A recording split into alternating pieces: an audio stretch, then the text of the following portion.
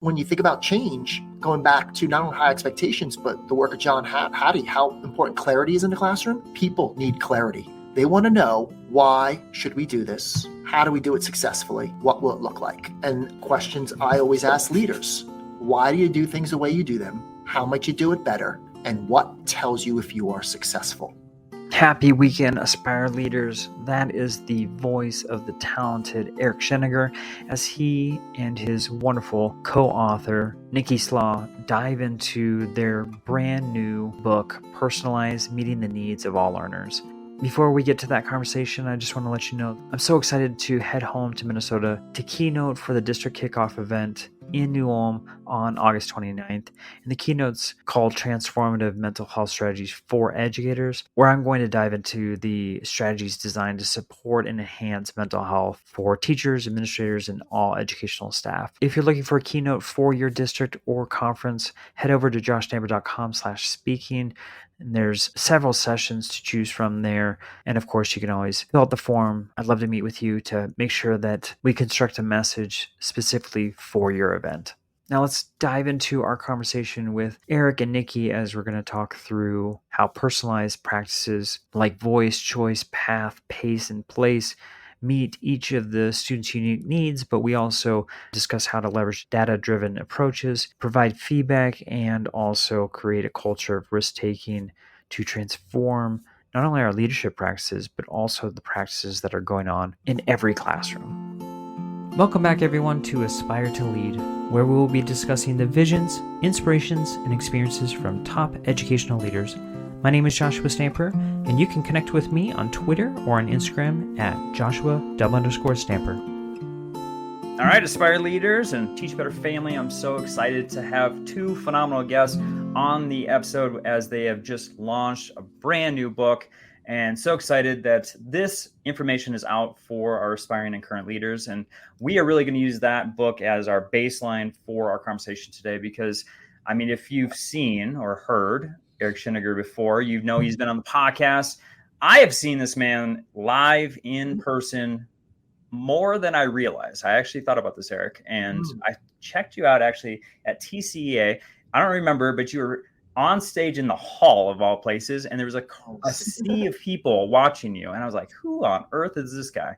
I checked you out just as far as your session. I was blown away. I've had the opportunity to see you also as you've come and share at multiple districts that I've worked in Texas, and it's never a disappointment. You always are phenomenal. So glad that you're on the show once again. And then Nicki Slaugh, thank you so much for being on the Aspire to Lead podcast also. And I'm super excited to meet you and learn about your background. So with that, will you both just individually, of course, share about what's going on in your world? Eric, I know in our last episode, you talked about, your background, how you got into leadership, but I'd love for an update first on what's going on in your world. Yeah, my world's all about luck.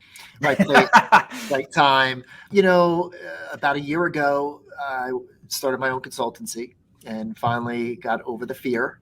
Mm-hmm. And now it's just awesome being able to provide personalized support, meaning where is a school, where is a district, and where do they want to grow. So it's been awesome. And, my journey as of late is, 2 years ago, I started coaching here at Nicki's school. And it didn't take long to figure out that I was seeing things that I haven't seen in other school systems across the world. And I then said, just like people paid it forward to me to get started writing, I said, Nicki, I want to write this book. Are you game? And she said, yes. So now it's just awesome. It's just awesome being able to, provide that support and to learn from other educators. But I will share one of my most memorable experiences, Josh, was in your former district in Frisco. Yeah. Because as a lifelong Cowboys fan, Dallas Cowboys fan, everybody, I got to speak at the Star to 8,000 plus. And that is something that I will never, ever forget. And connecting with you before your keynote was phenomenal. See you in person. And then, man, you killed it. Just the scene alone was phenomenal, but you came up and were extremely inspirational for us to kick off the school year. So I think I had everyone at Dallas Cowboy. I think no matter what I said after that, when I showed my Cowboy socks and ties, They were good. And they were super fans. I was a cheerleader when I was 5 years Yeah, old. she's a Cowboys fan too. I have always been a Cowboys fan, not because of Eric, because of my dad. But funny that we had that connection. And when I was 5, that's what I was for Halloween. So oh my goodness, I showed you that picture. Yes. All right, Nicki, it's your turn. I am so excited to meet you. So thank you so much for being on the podcast. I've heard wonderful things, and Eric has been just raving about you as an individual and as a leader. So would you just share a little bit about your background and how you got into leadership? I'm just a lover of learning, basically. I'm always wanting to learn new things, and I love taking risks, and I love to try new things, and I love to shake things up. But basically, I've been in education 23 years. I started off being a kindergarten, first, second, third grade teacher. I really enjoy and love teaching babies to read. My big emphasis back then was differentiation. I knew 20 years ago when I taught first grade that I needed to differentiate, because as the students were entering my classroom, I had those students that were already reading chapter books. And then I had those kids that had not had the opportunity to learn what the letters and sounds were. And so I knew right then that I couldn't use a one-size-fits-all approach. So throughout my entire journey, I personalized and met the needs of all students, because I absolutely love students, and my focus is every student every day. So I was fortunate enough to teach school for 10 years, K1, 2, 3. Then I was an instructional coach for 4 years, where I worked with teachers K through 12 within my K through 9, actually. And then this will be my 8th year as a junior high principal. And so 8 years ago, the school board asked me to come to Quest. They said, hey, we need you to retain teachers. We need you to increase enrollment and raise test scores. And to be honest, I was like, I just love to do cartwheels in class and teach babies to read. I'm not sure I know how to do this in a junior high setting, but all in all, I just took some strategies that I used in an elementary setting, in a secondary setting, and I just took time to form relationships with all the students and create a culture of learning where teachers, students, staff, all of us, admin, we're one team, and we all focus on learning and loving every student. And so I absolutely love my job. And I was fortunate enough to meet Eric a couple years ago, and he said I could talk the talk, and he wanted to see if I could walk the walk. So then I was like, game on, come see. And the rest is history. Right. And then you all took off. So the book, Personalize, Meeting the Needs of All Learners. Nicki, I love that so much. Eric, you had said something, and I want you to kind of go back in time a little bit. You said that when you started to see Nicki in action, you realized that's when you wanted to write a book with her. And I'm curious what it was that you saw at her campus and within her leadership style to say, hey, this is someone I want to connect with, but even at a deeper level. Because, I mean, I'm going through this with Charlie Peck right now, writing a book. Like, you spend a lot of time with each other. You're picking at each other's brains and values and beliefs and really getting into the topic at a whole different level. And so I'm just curious, like, what you saw that really drew you into the campus and what she brings specifically in leadership. Yeah. So initially, when we started having some feedback conversations, it was kind of like we were butting heads because we're very, very, very similar. And after we were able to work through that little speed bump, the biggest thing is, as a leader, she doesn't settle for average. And she is very committed. When you think about leadership is not about title, position, or power. Leadership is about action. And what do teachers want? They want to know that they're not only supported, but that their leader is willing to walk in their shoes and she lives by this motto: don't ask others to do what you're not willing to do or have not done yourself. And she's a one-woman show. So when we think about time and we think about all the aspects that might get in the way of leaders, I don't have time, too many emails, all this, is she was able to put all those excuses aside and really focus on, I'm going to steal, you say, what's your catch line, the 99% one? In order to be the 1%, you have to do what the 99% won't do. And so right. I'm a bit advocate on being that 1%. And so that, I think that's what separates her. And when we think about change, it's not that people don't want to change and don't want to do the work, but she built time into her schedule to allow teachers to innovate and personalize. She built time in for teachers to review progress of their learners. She built in time for professional learning every Friday. And what I what I really appreciate about her is she has boundaries, and she will say, Eric, I want you to focus on this. This I already have, which is fine with me. It wasn't fine in the beginning, but I got comfortable with it. But every Friday is professional learning. That's one of those hands-off days. I was never allowed to come in on 2 years for professional learning. It was my day. She runs the professional learning. So, but to see things, and here's a big testament to change. It's, do you see it in virtually every classroom? And when we think about the concepts in Personalize, there were concepts. The reason why I wanted to write the book, there were things that were not part of my portfolio, that weren't things that I had done as a leader. And there were things that I necessarily didn't want to do because that was not my cup of tea.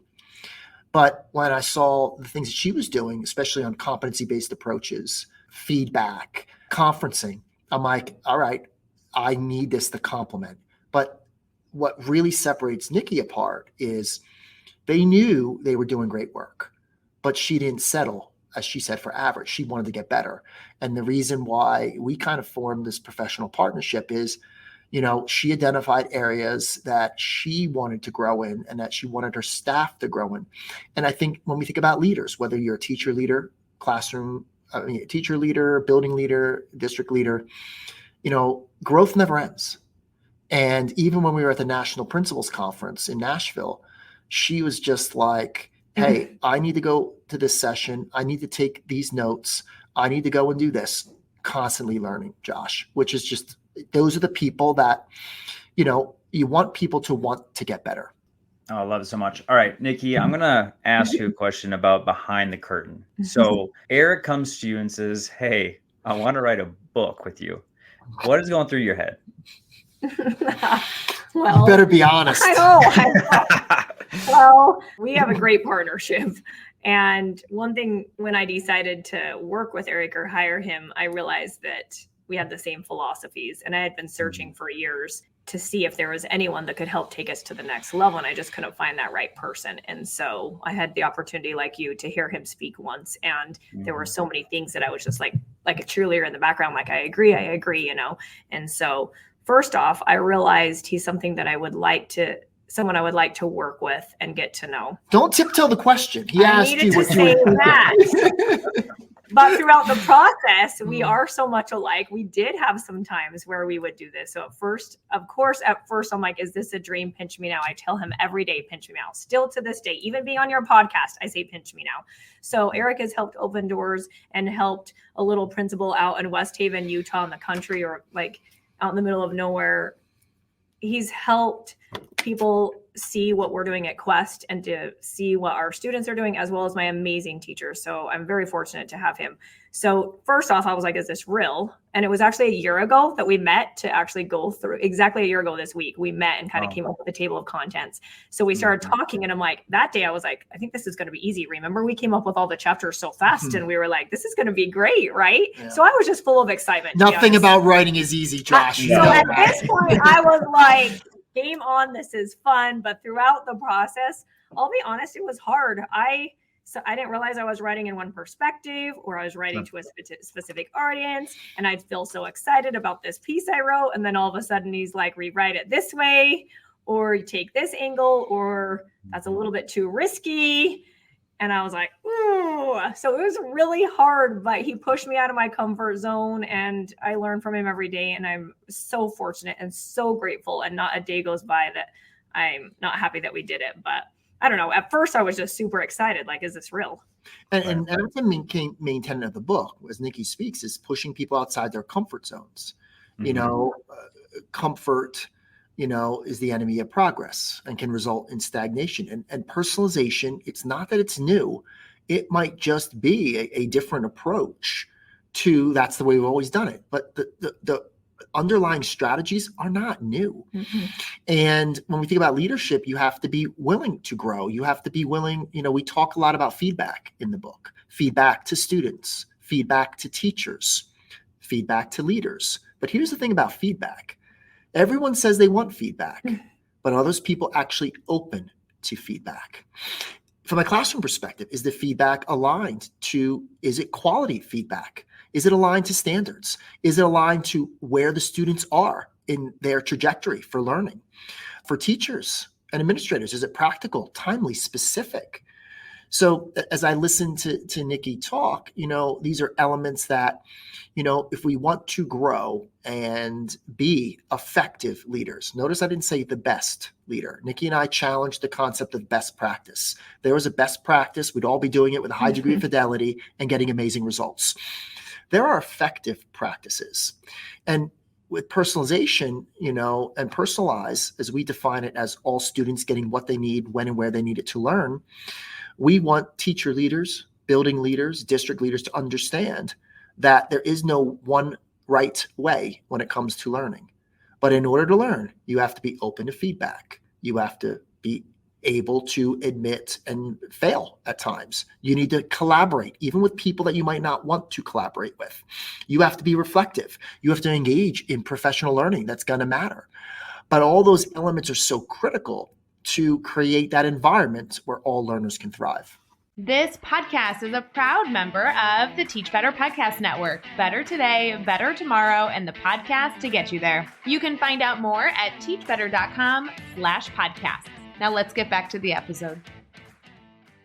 I want to talk about the book, Personalize, Meeting the Needs of All Learners. Love the title so much and everything that you're saying so far. So maybe Nicki, you can take this on. What are some major concepts? I know you talked about like the chapters and going through the table of contents, and you guys were aligned in that specifically. What were some of the main points that you're like, this has to be in the book because it is just too important to not say, what were some of those like heavy hitting pieces that you felt like this has to be in the book? Just so you know, she's not allowed to say the stuff that she felt had to go in the book that I overruled and said I couldn't. You can't go there with that. I love the fact that you're both in the same room right now as you're talking. This is gold. Go ahead. And if you say something wrong, I'm gonna hit you. I know. Let me really think this through. Really, the main reason why I wanted to do this book is for two reasons. I had seen the negative, a lot of teacher burnout and negativity across social media on teachers, and it was breaking my heart that people were not going and wanting to go into education. And I really was trying to listen. What do they not like about their job? Right. And then also I was looking at attendance rates as well as listening to students on their opinion on attending school or while they're tardy or if they even like school anymore. So I was like, what is happening? So truly the goal of this book is for teachers to fall in love with their job and to find a meaningful and purposeful experience, as well as students to not just be compliant and jump through the motions and play the game of school and check the boxes off. I want students to be engaged and actually love learning and identify how they learn best. And really, same with them. They need a purpose and a why, right? So the book is to help teachers find practical, easy ways that they can shift what they're currently doing tomorrow really fast that will make such a difference that they can see the light in their children's eyes again, as well as for students to feel valued, that they have voice and choice in their learning and actually become independent leaders. But something that I really had to put in the book, school culture is really my baby. I was ready to answer that for her. School culture is everything I love. I literally we dance in the halls and passing periods. I tell the students I love them. My teachers are downstairs in the faculty room. We really are a team and a family. So I needed to talk about culture because I think before you can transform anything, you really have to fix culture, number one. But number two is just, I really like high expectations on students actually having to prove understanding versus just do assignments, do tests, move on. Do assignments, do tests, move on. So I wanted to put in there that we really should have high expectations and not let the students move on unless they actually learn the concept. And how do we help teachers remove themselves from the front of the classroom so that they can freely use data from formative assessments, pull a small group and meet one-on-one to personalize and meet the needs of those kids to ensure that learning happens. And that would also help them form relationships with their students, which would want the students to want to come to class, right? Learning is happening. Set aside time in class to have that feedback, right? I really wanted to help them. What does 18 out of 25 really mean? I would rather teachers focus on providing a learning process skill to help students understand where they're at in their own learning and sit one-on-one with the teacher to get personalized feedback to learn and grow versus just constantly score papers and give 18 out of 25. And again, go assignment, test. So just really having teachers kind of question their practice and what we've done for 200 years and really think about, if you teach the average, you produce average, as well as do any of us learn the same way, to really question that and really question the attentiveness of our current students. Gone are the days of lecturing and talking at students for a full class period. I can't even sit like that anymore. You know what I mean? So just providing teachers tools and quick ways to do a 10-minute mini lesson and then provide lots of voice and choice and have everybody actively engage and work with the kids. And that was a really long answer. And he's going to say I rambled too long. Why don't you summarize that? That'll be my feedback later. Again, a lot of valuable points. And, when we think about the book, it's directed at what can be done in a classroom, but also holistically, what can leaders do to create that culture? And as we went through, we had that consensus on what are those main elements. Culture is important, classroom culture, building culture, community culture. And part of culture is, how do we challenge students to think? How do we get them to apply their thinking in relevant, meaningful ways? The heart of personalization is personal approaches to learning. And then we went into high agency strategies, voice, choice, path, pace, place, and all the many pedagogical shifts that can be implemented. Then proof of learning, when we think about learning there's not just one right way. And how do we validate that students have, approaching, meeting, mastering, or extending the standard? Then, from proof of learning, we went into meeting diverse needs, and looking at how are we using data and evidence to group, regroup, target instruction? How are we implementing effective co-teaching models? Differentiation, we differentiate content, but what about process, product? And then finally, just looking at the foundation of it all, coming back to relationships and really emphasizing relational learning as the goal. And, the one thing that as Nicki and I continue to learn and grow, once the book is published, things change. So we're constantly blogging. We're constantly taking insights from classrooms. We have a vibrant Pinterest board, which again, Josh, you might want to create a Pinterest board for your project, because then we're able to put in practical examples, links to extended research. So when we think about the important aspects, we wanted people to understand you don't got to go cover to cover. Pick the chapter, the subchapter that you could see growth in, because that is personalization. We don't care if people read the book from cover to cover. We want to understand, it's the small shifts to practice done consistently that matter. Yeah. And what is your small shift? What is your aha moment? Questions are more important than answers. We want the book to generate more questions than answers, because we can't answer all those questions. So now I am rambling. So I am going to stop. But I want to say, I had something. No. Just a minute. Next question, Josh. Next question. I think Josh, what I want to say is, so there's 5 different ways to personalize: path, pace, place, choice, voice. So just within my school, the cool thing is we do cover all of them, but not like he's saying, but not every single teacher. My math department, as I sat down and I gave my teachers voice, when we were starting to make the transformation, how do you see personalization in math at Quest? Well, at Quest, we chose to do self-pacing in math because we felt a lot of students had prior knowledge on math concepts and they could possibly do 2 years of math in 1 year. Why would we hold them back and make everyone sit down and do the same thing if they already had prior knowledge on it? But if we go to, say, science or history, they felt like they would rather take the deeper learning approach, and they didn't want them to do 2 years of science or 2 years of history. And I listened to my teachers and I heard their why. And so they took more of their approach where they are providing numerous options for choice in how to learn. Do you want to work with a teacher? Do you want to listen to a podcast? Do you want to watch a flipped video classroom type thing? Would you like to read and annotate? So to meet all the needs. Choice in how to practice. So creating a variety of ways, if it's an in-class lab, if it's a digital lab, if it's a Nearpod, if it's reading a picture book, again, like all different ways to practice individually, with a buddy, or with a group. And then again, choice in how they could prove instead of everyone taking the same test, giving 4 options to prove. So what I just wanted to say is that's why the book is so cool. There's so many different things, but you can take what you want to do, because even within my school, I did not make everyone do the same thing. I let my teachers choose. How are you going to personalize your classroom? That was what I wanted to say. Eric, I'm starting to see what you saw, man. Nicki's on fire. This It's is awesome. fantastic. No, it's tough. You know, the one thing that stands out is about her passion. And, you know, I think that is so important is, you know, we wrote the book to reignite that passion. And we think about just leadership and change, you know, passion is what drives us. So I'm going to let you get to your next question. Because then Nicki you actually segue right into it. You've been talking about change, right? And growth.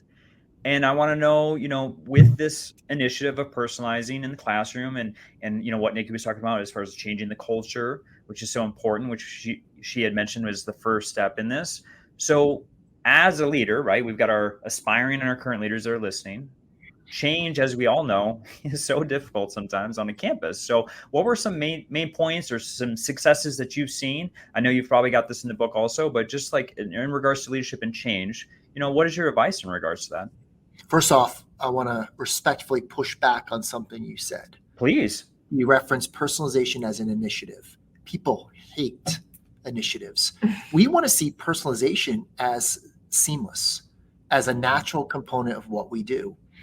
When it comes to change, the only group at scale that likes change are wet babies. That's about it. And, you know, change is a process, not an event. And when we look at change, it always begins with a question such as, how can we grow? How can we improve? Then where do we want to go? How will we get there? What will tell us if we're successful? And analyzing those elements, and it really becomes a cyclical process. Change is not going to happen overnight. That's why people need to be patient with change. Mm-hmm. But you also have to have benchmarks, success indicators, goals that you are going to measure against. And that's the one thing that when I visited Nicki's school or other schools, they get a report from me before I even leave, 2,000 to 4,000 words. And that is not do all of this. It is, here's what we agreed on. Here's what we saw. Here's the evidence to validate. Now, pick 2 or 3 things. And what are you going to focus on that's going to have the most value to your culture? And teachers say this to us all the time. Nobody wants more work and nobody wants another thing. Going back to the first question you asked me, if Nicki's teachers thought it was more work or just another thing, they can go work somewhere else. She has really high expectations for them. And maybe she'll tell you her nickname that the teachers have, but I don't know. Come on, you know that. But it's a term of endearment for me because she has high expectations. So when you think about change, going back to not only high expectations, but the work of John Hattie, how important clarity is in the classroom. People need clarity. They want to know, why should we do this? How do we do it successfully? What will it look like? And I will stop after this. The questions I always ask leaders: why do you do things the way you do them? How might you do it better? And what tells you if you are successful? So, and with change, there's no secret sauce. Well, okay. So taking a little bit different angle, but I agree 100% of all different. That. Come on, because that was you were good. Taking it from like a coaching angle coming in. I'm going to compliment what Eric said. There we go. Act better. I'm complimenting it so that is why you need a consultant. He took that route. I'll talk about like me as a leader within my school. And so obviously retention of teachers means the teachers need to love their job and understand their purpose. That was something that I was asked. Improving test scores meant I really needed to figure out what's going on. And so really what I noticed is everyone was on the honor roll, but our test scores were below the state average. So I was like, I knew this is that touchy subject, but I'm like, something's wrong with this grading system here because there are no retention of like no one's retaining what they were taught in the classroom. So that was kind of my focus is like, what do I need to do? And so when I started doing my drop-ins in a secondary setting, that's when I realized that traditionally secondary teachers are in front of the room speaking at the students and the students are in the rows taking the note. And that's when I thought, I wonder if I could do what I did in first grade and eighth grade. How can we figure that out? So I started really sitting down, doing that professional learning every Friday with my teachers. I would meet whole group as well as with grade level, as well subject matter. So 3 different types of PLCs, to be honest. And we really were trying to figure out how we can take a differentiated approach with those students. And the very first thing we had to do is, I didn't know what 18 out of 25 really meant on an assignment in a secondary setting. How do you tell where the students are at in the learning process with that score? And then I was asking my teachers, how much time does it take in a secondary setting? Because again, I only had 25, 30 kids in a class in elementary. Okay, now we got 200 to 300 students. You're taking all those assignments home and grading. And do you see the problem here? So that's where I really thought, okay, we need to create proficiency skills. I call them rubrics, but they're not the traditional rubric. Create a proficiency scale. We're going to identify the power standards, change them to I can statements. And then we're going to set expectations that every student will master that standard. We'll show proficiency, prove understanding. But in order to get them to mastery, we're going to look at that verb. And then we really took a lot of time to decide what is emerging, developing, mastering, extending. Once we created these proficiency skills for every standard that they had chosen as their power standards. And again, I didn't create them. I didn't buy them. The teachers created them based off their professional knowledge. I always treat my teachers as professionals. So we sat down, we created these proficiency skills. Now that I'm tying into what you said, he was saying you need to have teacher clarity when you're working with schools. So do we as teachers. We need to have clarity and be clear and transparent to all of our students all the time, so that they have a roadmap to understand what the goal is versus just checking off the boxes to get through the class. So the proficiency skills, once we created them, then we created what we call prove-its, which are tests. I just wanted to call them prove-its instead of tests, because a lot of students were saying they have test anxiety. So I'm like, well, we're just going to prove understanding, right? We're going to practice and prove. So once we created assessments, summative assessments and formative assessments or exit tickets based off the proficiency skill, everything just fell into place because everyone knew the purpose and the meaning. There was no question. Teachers, students, parents were all aligned. So I'm going to summarize what she just said about leadership. Leadership isn't telling people what to do. It's taking them where they need to be successful. She also talked about multifaceted aspects of effective leadership: vision, consensus, accountability, support through professional learning, communication, transparency, delegation. She did not say this, but she really effectively delegates. Even though she is a one leader show, she's the only leader by title, she delegates responsibilities to teacher leaders. That's another incredible aspect of how you build capacity. So as we think about leadership, building capacity, she kind of mentioned all the outcomes of what she did. But when you look at just the dispositions of leadership, that's what I wanted to highlight, because, if people don't embrace the vision, they're not going to change. One of you said purpose before, and I started thinking about the work of Drive by Dan Pink. Mastery, autonomy, and purpose. Well, you won't hear references to Drive, but that's what she did as a leader. And if she did it on her own, kudos to her. But mastery, autonomy, and purpose is so important to leadership. I want my kids at Quest to feel valued and feel that they can be independent learners and that we trust them and that it's okay to take a risk and fail and make a mistake. But I really want my teachers to also feel that way. So I encourage them to question things and try new things. They'll come up with these elaborative, innovative ideas and they're very nervous. And I'm like, try it. And if it doesn't work, then we can go back to the drawing board and I'll be there right with you. But that is how I feel like we transformed a school, because it was open.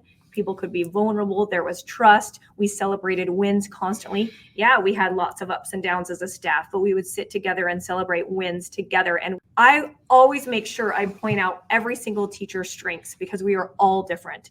So that way, when he says I delegate, I don't just have like one teacher lead per subject. I don't believe in that. There's no captain, but I will identify strengths for each person and give them maybe extra responsibilities based off that. But I want to be a role model to my teachers on what I do to them. I want them to do in their classroom for their students. I give you choice in what you want your professional development and choice in how you want to teach that. Okay, okay, well, I want students to have choice in how they learn, how they practice, and how they prove. And I think the real sign of evidence and success is going back to what I said to Nicki. Yeah, this sounds great, but can you walk the walk? Right. And like everything that she's talking about, I can find the evidence. And that's why we wrote the book, because there was so much evidence to validate the practice. And that's what teachers want. That's what leaders want. They want to know, how is this actually going to improve? And that's one thing is, you can go in and ask any kid, show me the rubric. You can go in and see teachers pulling small groups. So it's just a lot of qualities of effective leadership. I should have warned my listeners to have like a piece of paper and a pencil to take notes, because the amount of wisdom and insight that you are providing is unreal. I'm going to actually have to re-listen to everything you've been talking about today, because it's phenomenal. So I appreciate you both. And all jokes aside, we can do the banter, but the one thing is we complement one another. Mm-hmm. Yeah. She's doing the work. She's got that lens. I have the lens of a facilitator of the work with different contexts. So, and we want people to know there's no one right way. Well, that's why I needed him, because I had been around to Utah schools and I knew what I was doing, but I was like, I really, in order for me to grow, I'm always wanting my teachers to grow. Yep. So I kept thinking like, okay, well, who's challenging me really? You know what I mean? And so I couldn't find that right person. And then when I met him and he said that, I was like, I think this is the one. I need to bring someone that's been around the world, not just Utah, to provide me feedback. What she meant to say was, when we met, the seas parted and we just the clouds parted, the sun shone upon you. It was a glorious day. I've seen that. Yeah. I usually have that same feeling when I'm in the presence of Eric too. So stop. See, now you two cannot start feeding off one another. All right, y'all. I am just enthralled by this book. You need to check it out. You can head over to joshtamber.com or go into the show notes. You'll see the link there for Personalize, meeting the needs of all learners through Connected Ed Publishing, which I'm a huge fan of that publishing company, and Jimmy Costas, as Eric knows. So with that, y'all, I want to just ask you one last question before we end our conversation today, which is, it's great that they're listening to all of the things that you're talking about, not only in the book, but just through your own experience as a leader, which has been so valuable. But I want them to have an actual step. So if there's something that they can do tomorrow or next week to enhance their leadership journey, I would love for both of you to provide at least one thing for them to consider. I don't know. I need help. Everybody. Yeah. That's why I met Nicki. That's how I've grown. So here's the secret that's not so secret. We all know what we do well, but we also have a good idea of what we could do better. So my thing would be, question your practice and always ask the question, how can we grow? How can we improve? And then personalization is your journey, your path. So I'm not going to sit here, and nor is Nicki, and say, you must do A, B, C, D. When books say that, I'm sorry, that's not how learning works.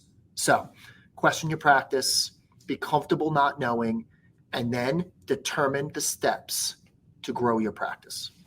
I think it's really important as a leader to find something you value. I already said this, but I think the first step would be find something you value in every single staff member on your team.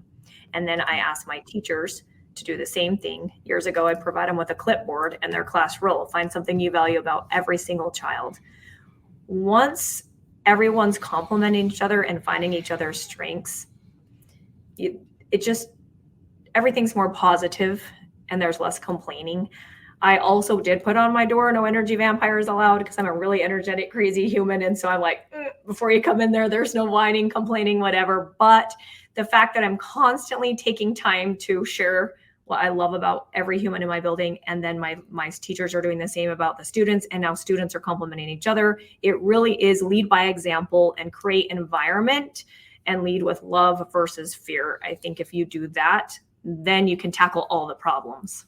All right. So I know before you jumped on the podcast, you were providing professional development to a group of educators, and I know that's something you do often. So for those who are listening and they're like, I need more information, I need Eric and Nicki to come out to my district, or maybe they even have a question about something that you had touched on during our conversation today, how can they get a hold of you via website or through social media? Yeah, the best ways for both of us are our websites. Mine is ericsheninger.com. I'm on every social media tool there is. So just search Eric Sheninger or even Sheninger. Just don't fall victim to the guy that looks like me. I'm an identical twin. His name is Robert, and he doesn't share much stuff of value. Too funny. I didn't know he was a twin, but he really is a twin. And they he is. Yeah. Alike. Yes. I'm NickiSlaugh.com, and I'm on every social media thing too. And sharing is caring, and I'm happy to help. We're happy to help. We'd love to work with your school. Anyone can come to my school for a field trip. I love to have visitors. So yeah. Awesome. Well, and you're even on Pinterest, so you got to look up their board also. So I'm going to check it out too, because Eric recommended I build one, so I got to make sure I'm following the same. Forward, Josh, paying it forward. I always learn something from you, buddy. All right. So with that, I just appreciate you both. I love the work that you're doing, not only with the book, but just outside of that.